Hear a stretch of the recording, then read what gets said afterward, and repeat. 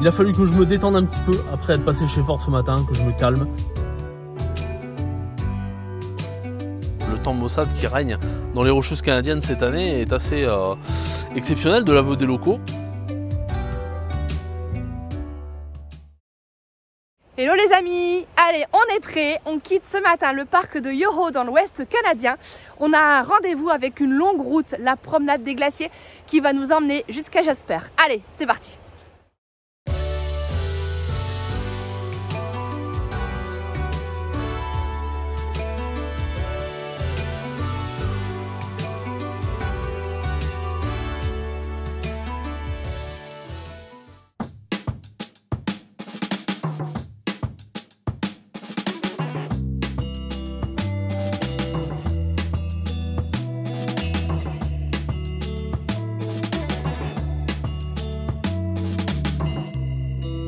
Allez, on se trouve sur la route des glaciers qui va de Lake Louise au sud jusqu'à Jasper au nord, qui chemine au milieu des Rocheuses canadiennes. Et comme son nom l'indique, il y a des glaciers de part et d'autre de la route, mais pas que. Il y a aussi des petits lacs avec des surplombs rocheux absolument superbes autour, des sapins à perte de vue. Bon bref, une fois de plus, hein, on est conquis par ces Rocheuses canadiennes.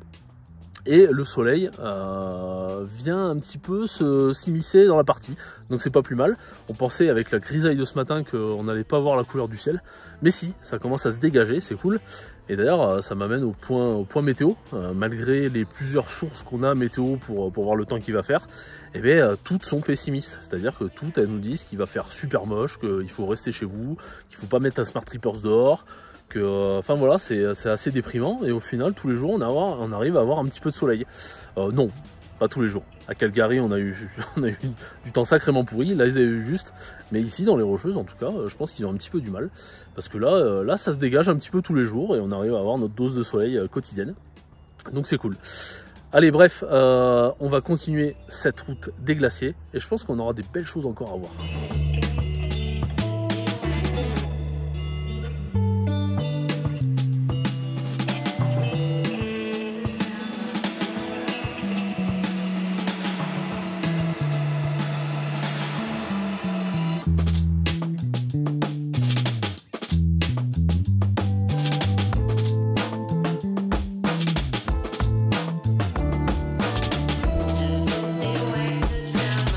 Merci, je suis content. Je vais l'amener là-bas.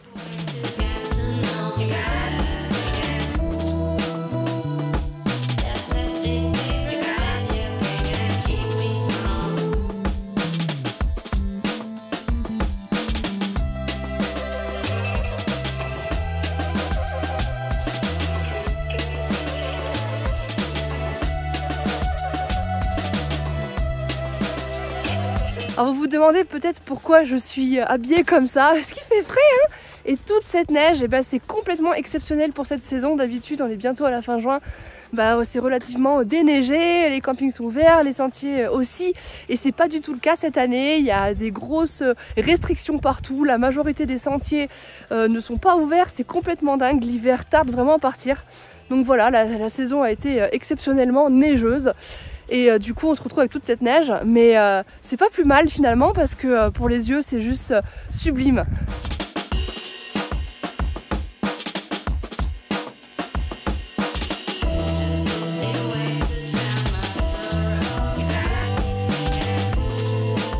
Allez, on est parti faire le Mistaya Canyon, 300 mètres. Bon, les petits joueurs, il y a toujours ce mec qui fait du vélo sur son guidon.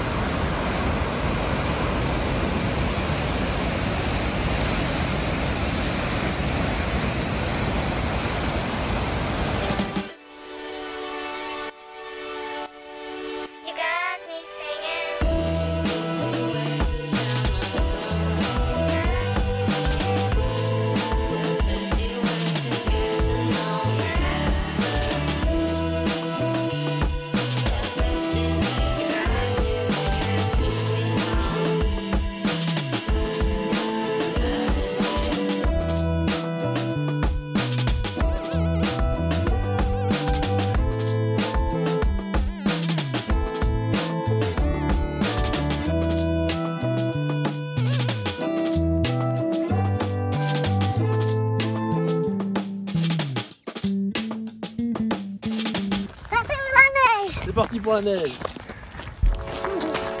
Ouais.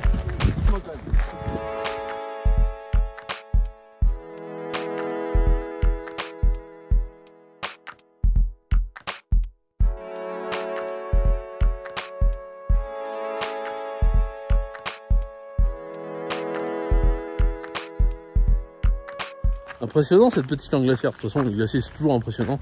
Car en Islande, en Islande c'est encore plus impressionnant parce que ils sont monstrueux les glaciers. Et ce qui est impressionnant aussi, c'est de regarder tout ce qui se passe autour. C'est-à-dire regarder ces roches. Ces roches, elles sont complètement striées. Et c'est pas l'activité humaine, les gens avec les bâtons ou quoi. C'est vraiment la glissade du glacier avec les roches coincées dessous qui font ces marques. Il faudrait à l'être humain une disqueuse pour pouvoir faire de telles marques. Et voilà, et donc c'est du coup c'est pas mal, c'est tous les panneaux qui sont tout autour du glacier qui nous expliquent ça. Et la particularité de ce glacier, c'est qu'en fait ils font et en fait ça se divise en trois si on veut. Il y a une partie qui va couler vers l'Arctique, il y a une partie qui va couler vers l'Atlantique avec la rivière Saskatchewan qui donne son nom à la province qui est à côté. Et il y a une partie qui va vers le Pacifique avec la rivière Columbia. Donc chouette.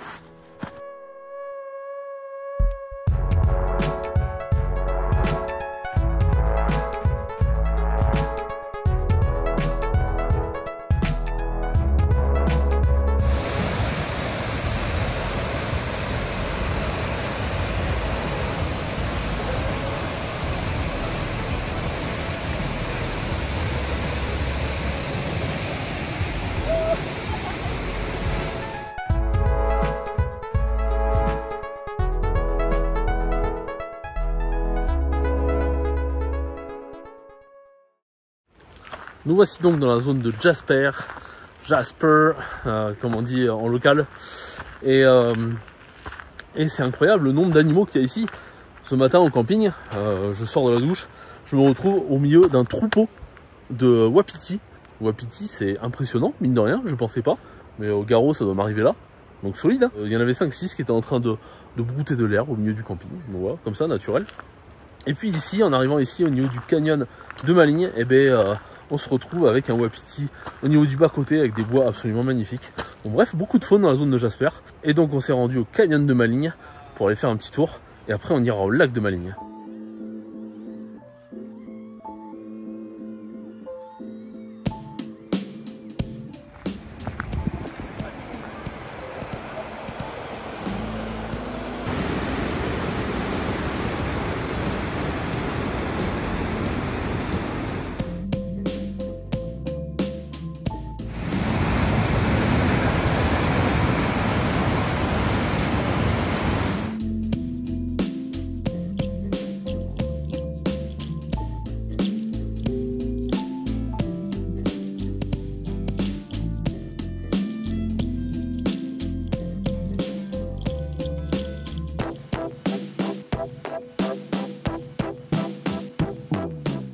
On attendait beaucoup de ce lac Maligne, d'en prendre plein les yeux, et puis finalement ça l'a pas tellement fait.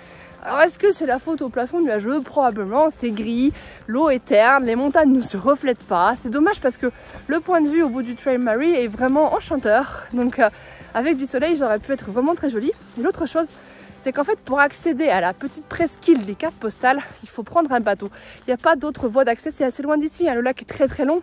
Et qui dit bateau, dit pollution. Et en plus, c'est pas donné, c'est 75 $ par personne. Donc, payer 150 $ pour aller polluer et juste faire une photo parce qu'il n'y a rien d'autre à faire. On va juste devant la petite presqu'île pour la prendre en photo. C'est pas trop notre philosophie. Bon, allez, next. Moi, je suis sûre qu'il y a encore plein de belles choses qui vont nous attendre.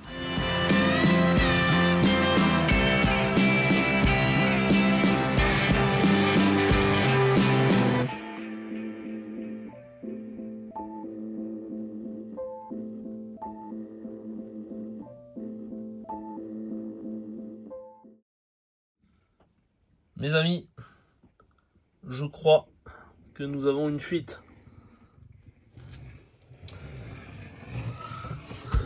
Une fuite qui va tout là-bas, qui vient de je sais pas où. Je pense que c'est derrière ça. Alors, pour vous situer, hein, on est à côté de la porte. Et ça a coulé tout le long. Je pense que ça vient de là-bas. Le problème, c'est que ça vient de derrière ça. Mais comment on accède à ça? C'est une bonne question. Parce que là, c'est tout fermé. Par la soute derrière, je suis pas sûr de pouvoir y accéder. Donc il y avait mystère. Hein. Bon, c'est au saut du lit, hein, donc c'est pas cool. Hein. Je pense sincèrement que ça vient de cette zone-là. Je suis pas persuadé. J'ai essayé de démonter la prise à l'intérieur, la prise 110 volts, et essayer de voir si c'est quelque chose qui peut venir d'en haut, si je vois de l'eau couler d'en haut, ou si ça vient d'en bas. Parce que je pense qu'il y a des attaches du rail du store en bas, il y a des attaches en haut, et en haut j'ai remarqué que il manque la petite gouttière, c'est-à-dire ce truc comme ça là, vous voyez, qui dépasse et qui permet de faire couler l'eau un petit peu à l'écart de la caravane. Donc bon, déjà il manque ça, donc il va falloir que je me regarde pour savoir où c'est qu'on peut trouver ça. Et j'ai vu que les joints sont pas très bien faits, bon comme d'habitude. Les joints bien faits ici, c'est du domaine du rêve. Donc je vais essayer de sécher, nettoyer, protéger un peu de la pluie, refaire des joints un petit peu partout où il pourrait y avoir suspicion de fuite, et puis on verra.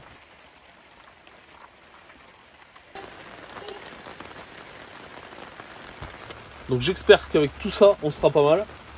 De toute façon, c'est le temps qui nous le dira. Donc eh ben, si je vois que ça coule plus, bonne pioche, bingo, j'ai tout gagné. Sinon, bah, il n'y a plus qu'à, je sais pas quoi faire. Parce que sincèrement, au-delà de faire ça, je vois pas quoi faire de plus.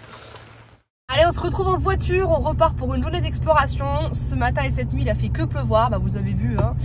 Beaucoup d'eau. Pour l'instant d'ailleurs la fuite ça tient, donc on croise les doigts. Et là il y a donc des éclaircies, on en profite pour aller monter au mont Edith Cavell.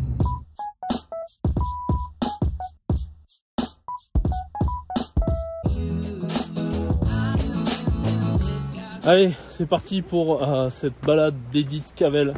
Alors comme on est des personnes ultra optimistes, on est parti avec pas grand chose. Moi j'ai juste ma polaire. Donc il y avait Sandrine et Lena n'ont pas de blouson, de kawaii, enfin bon bref, un truc étanche pour affronter la pluie. Là j'ai décidé d'y aller tout seul. Parce que bon, déjà ça monte. Et ensuite, le temps est de plus en plus menaçant. C'est gris de chez gris. Ça s'est couvert d'un coup. Donc à mon avis je vais prendre une bonne saucée. Bon c'est pas grave, je suis pas en sucre, donc ça va le faire. J'espère que ça vaut le coup.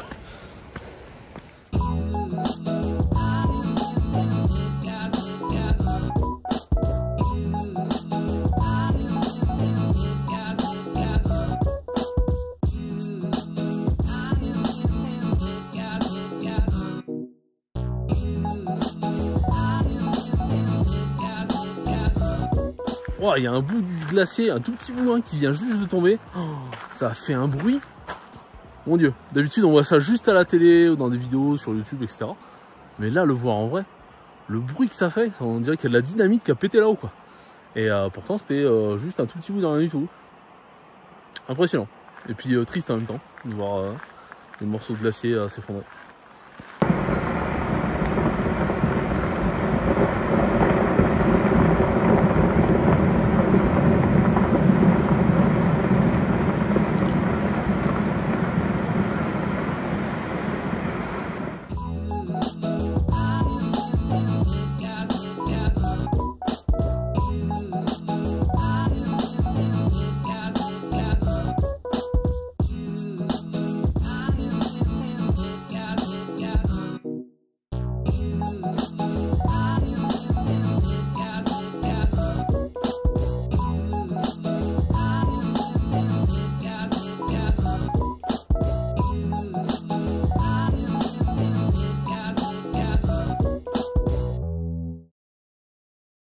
On quitte Jasper sous la pluie, des trompes d'eau, je ne sais pas si vous m'entendez bien.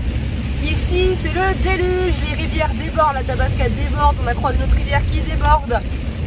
Donc voilà, on quitte un peu prématurément Jasper. En fait on voulait faire encore les petits lacs près du centre et tout est fermé pour cause d'inondation. Donc du coup on s'enfuit par le nord et on prend la route de Grande Prairie.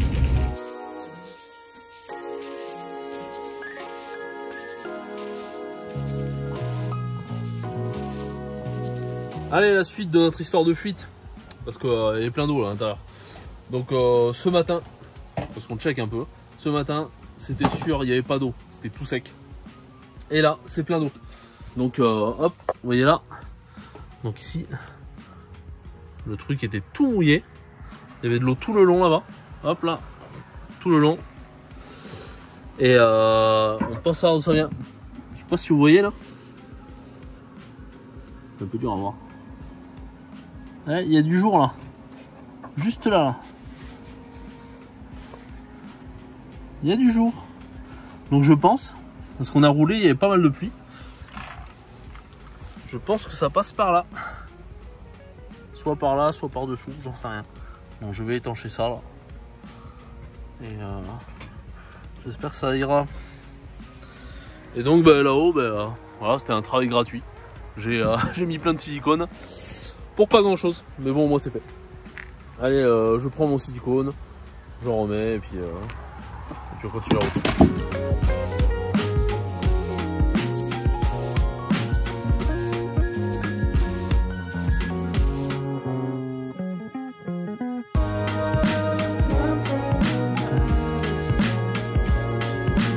Allez, on est arrivé à Grande Prairie dans notre remontée vers le nord. On a décidé de s'arrêter ici. Pourquoi? Parce que ça s'appelle Grande Prairie, donc c'est français. Non, plus sérieusement parce que dans les montagnes rocheuses, les prix des choses sont super élevés. Donc on a décidé de s'arrêter ici en sortant des rocheuses. Et pourtant on a roulé pas mal aujourd'hui. On a dû faire ça sur tout ça qui est le Canada. Mais bon, Grande Prairie c'est quoi? C'est une Grande Prairie, hein. Des forêts, des pick-up plein de boue, des champs de pétrole, des mines de charbon. Voilà un petit peu l'ambiance de Grande Prairie. Mais c'est surtout du manger pas cher, du ravitaillement pas cher, de l'essence pas chère. Donc on va en profiter, on va refaire le plein parce qu'on était un petit peu à sec. Et voilà, allez, on fait ça et puis on continue notre route vers le nord. Et ouais, voilà, on a fait le plein. Là, on en a pour un mois. Et 250 $. Et 250 $. Ouais, c'est pas des dollars américains. Non, ça va. Mais le truc, c'est où est-ce qu'on va mettre tout ça? Je pense qu'on a vu un peu grand. Hein. Bon, on va voir. Sur le toit. Dans la benne, on a une benne. Dans la benne. On a qu'à mettre le caddie dans la benne directement. Allez.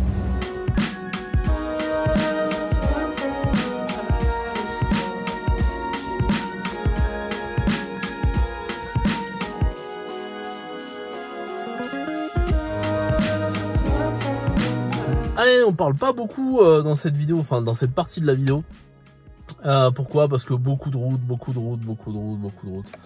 La route qui nous reste, on a fait un petit break pour manger là. La route qui nous reste jusqu'à notre destination finale, c'est l'équivalent de si on allait de Paris à Istanbul. C'est vous dire s'il nous reste pas mal de chemin. Et c'est pour ça qu'on va rouler un petit peu le soir, de nuit, en essayant de faire attention parce qu'il y a beaucoup d'animaux qui sortent la nuit.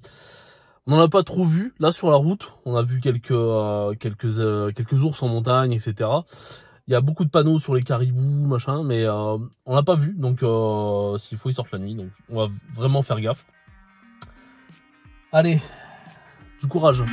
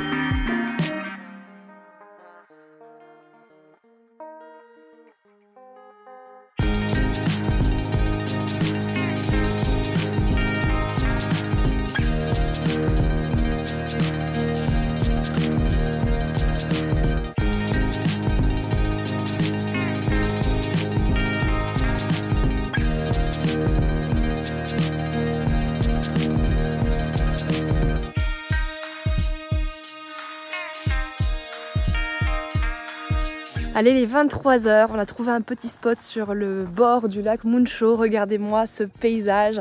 Là, ouais, et pas loin, pas juste à côté, mais on voulait vraiment s'arrêter ici.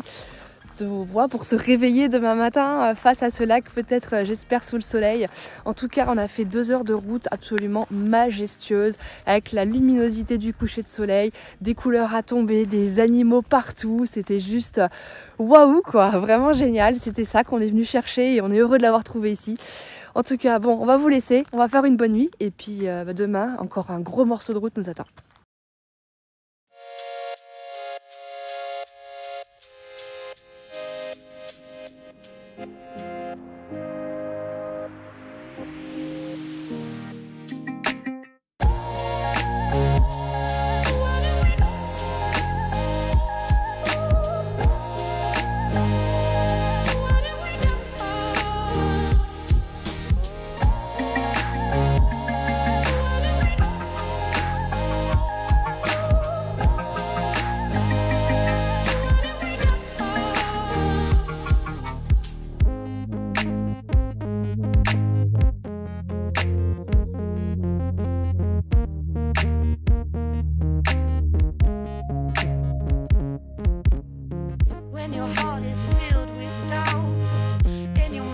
Bon, ce petit lac Muncho qui est derrière moi est un petit bijou. C'est l'un des plus grands des rocheuses canadiennes parce que oui, on se trouve toujours dans les rocheuses, on est beaucoup plus au nord que Banff, Jasper, mais on est encore dans la chaîne des Rockies.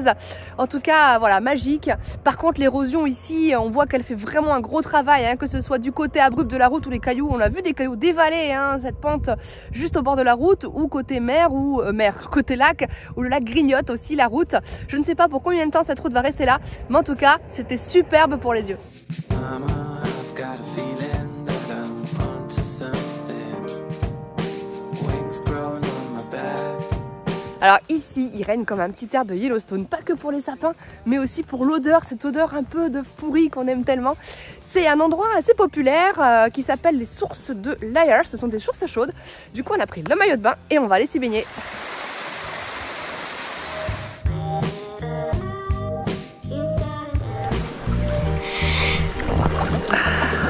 C'est génial, super.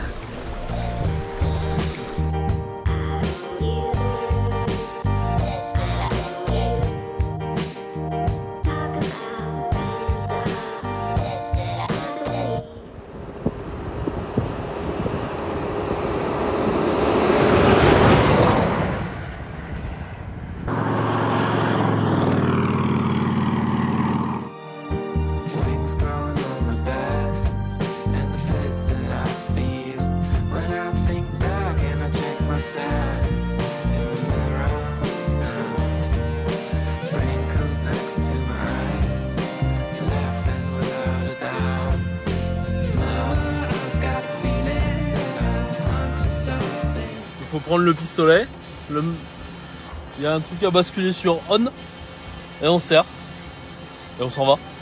On va peut-être payer quand même avant.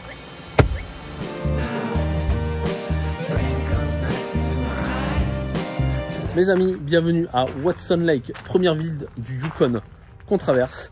Et je peux le dire ici, mais pas du tout l'assumer, je suis complètement à côté de la plaque. Et oui, complètement à côté de la plaque. Alors il y en a plus de 90 000 des plaques d'immatriculation, de ville, d'interdiction de stationner, des plaques de tout. Si vous aimez les plaques, c'est ici que ça se passe. Mais nous, on n'est pas venu pour ça. On est venu parce qu'on est face à un dilemme. Est-ce qu'on continue ce trip vers l'ouest ou est-ce qu'on monte vers le nord? Et on ne sait pas trop. Mais pour savoir, vu qu'on est en 2022, il nous faut Internet. Et pour avoir Internet, on ne peut pas compter sur notre fournisseur d'accès actuel parce qu'il ne couvre pas du tout le Yukon et le nord de la Colombie-Britannique. Donc du coup, bah, qu'est-ce qu'on fait? On se rapproche des visitor centers comme ici. Et donc, réponse, puisqu'on a enquêté déjà, eh bien, vous le verrez dans la prochaine vidéo. Et oui, ce serait trop facile sinon. Donc du coup, pour clôturer cette vidéo, n'hésitez pas à nous mettre un petit like si vous avez aimé ces paysages, cette faune dans tous les sens, ces kilomètres à gogo qu'on a fait à travers le Canada.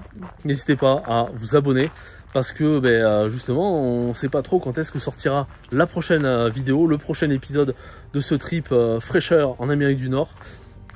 Et du coup, commentez aussi. N'hésitez pas à nous dire ce que vous avez pensé de tout ça. Si vous avez des suggestions, est-ce qu'on continue au nord depuis Watson Lake ou est-ce qu'on va à l'ouest? Ça se passe dans les commentaires. Et puis nous, on vous dit à la prochaine. Allez, ciao les amis.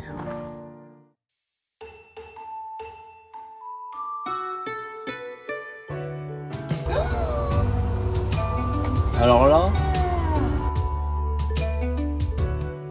On est en train de réparer tous les dégâts à l'intérieur parce que la route était tellement défoncée forcément que tout a bougé aussi. Il s'est passé quoi? Sandrine? Léna?